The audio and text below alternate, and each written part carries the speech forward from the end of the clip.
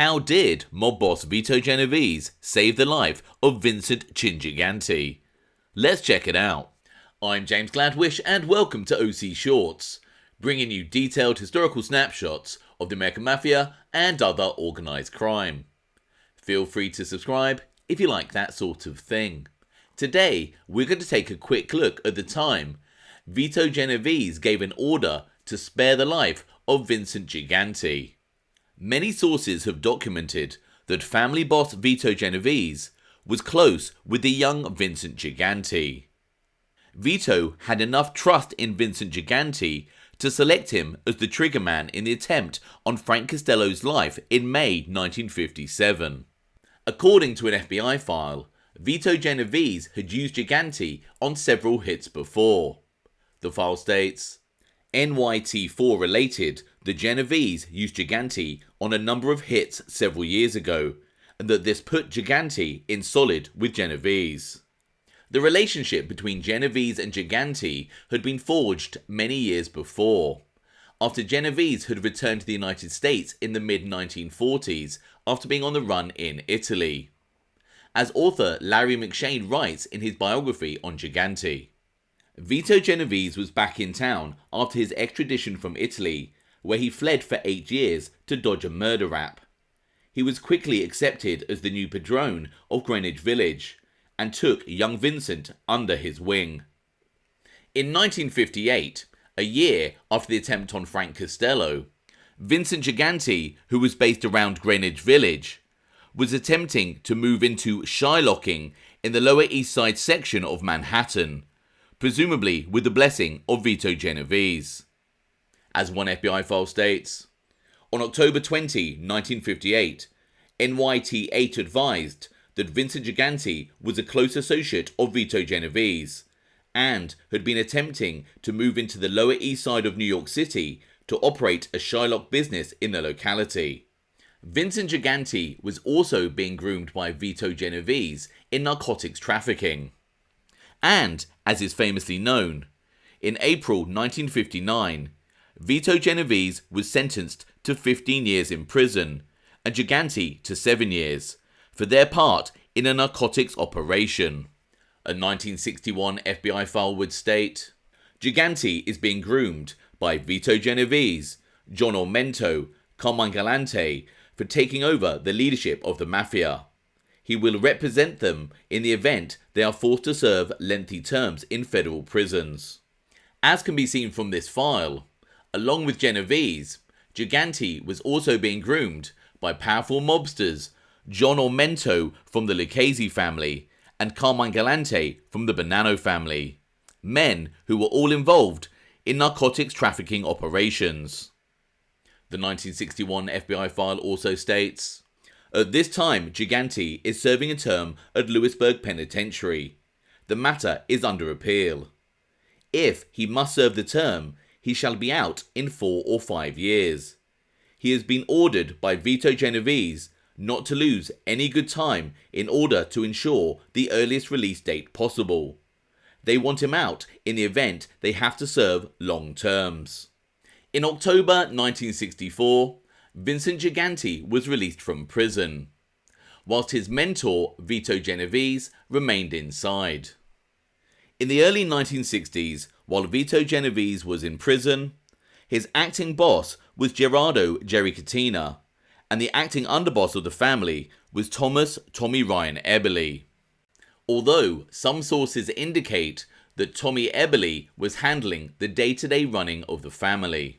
In December 1964, only a couple of months after Vincent Gigante was released from prison, family acting underboss Tommy Eboli ordered the Gigante stay away from the Greenwich Village area, as he would bring too much attention from law enforcement.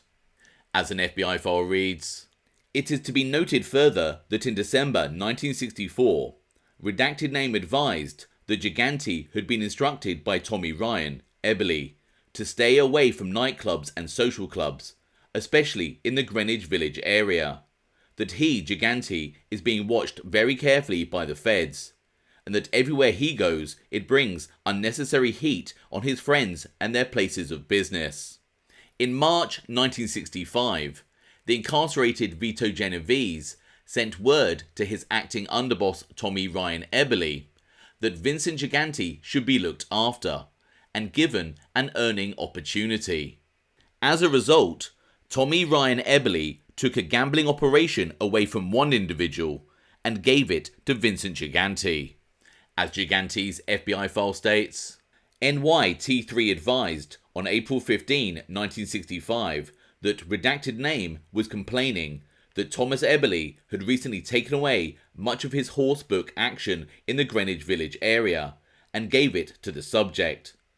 Redacted name complained that when the subject was released from prison in October 1964, he came back to live on Bleecker Street and complained that he was broke and did not have enough action to keep him alive.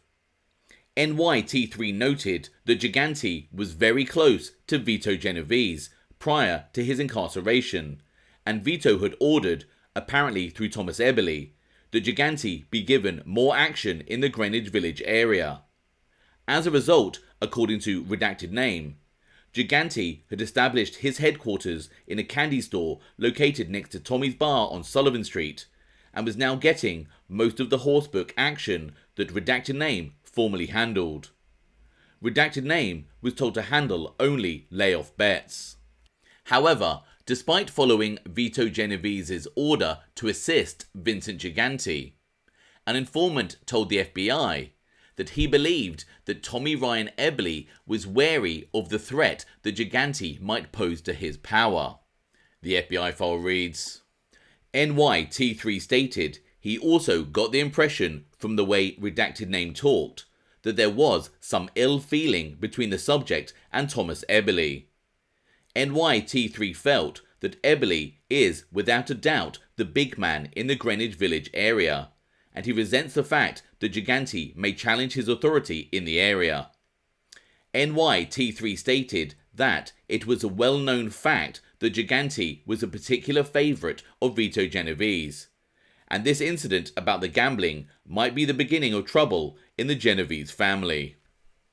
Later that year, in December 1965, Tommy Ryan Eboli expelled Vincent Gigante from the Greenwich Village area after Gigante had assaulted an individual in a nightclub. Gigante was still on parole at this time after his release from prison. His FBI file states, NYT7 advised on December 17, 1965, that the subject had been ordered out of Greenwich Village for some unknown reason. NYT7 stated he heard Gigante had beaten some man at the Heatwave, a club, which may have been the cause for his exclusion. As can be seen, there were growing tensions between Eboli and Gigante in the mid-1960s. Tensions that would lead to Tommy Ryan wanting to have Vincent Gigante murdered. As previously mentioned, Vito Genovese had ordered Tommy Ryan Eboli to set Gigante up with a way to make money after Gigante's release from prison. Eboli gave Gigante a gambling operation. However, Tommy Ryan Eboli would discover that Vincent Gigante had been withholding money instead of kicking it up to his superiors. Tommy Ryan would contact family boss Vito Genovese in prison, and he put in a request to have Vincent Gigante killed. As an FBI file reads, NYT5 advised on March 4, 1967, that Tommy Eboli would have the subject killed if it was not for Vito Genovese. According to the informant, when Genovese was sent to prison, he arranged with Eboli to give the subject a bookmaking and numbers operation in the village. Later, Eboli learned Gigante was not turning in all the money he should, and so was expelled from the village. Gigante then set up an operation on Mulberry Street under a boss not known to the informant. The informant said that as a result, Eboli decided to have Gigante killed. A message was sent to Vito Genovese in prison for an okay to hit the subject, but Genovese decided to spare Gigante. As most of you are probably aware, in Cosa Nostra, withholding money that should be passed up to superiors is an offence punishable by death. We can see from the file that after learning that Vincent Gigante wasn't kicking up what he should have, Eboli once again expelled Vincent Gigante from the Greenwich Village area and requested that Gigante be killed. However, the close relationship between Gigante and family boss Vito Genovese saved Gigante's life, and Vito Genovese gave him a pass. A decision that presumably did not sit well with Tommy Ryan Eboli. In the comments below, let me know your thoughts on the topic covered in this video. I hope you found that interesting. Thanks for watching.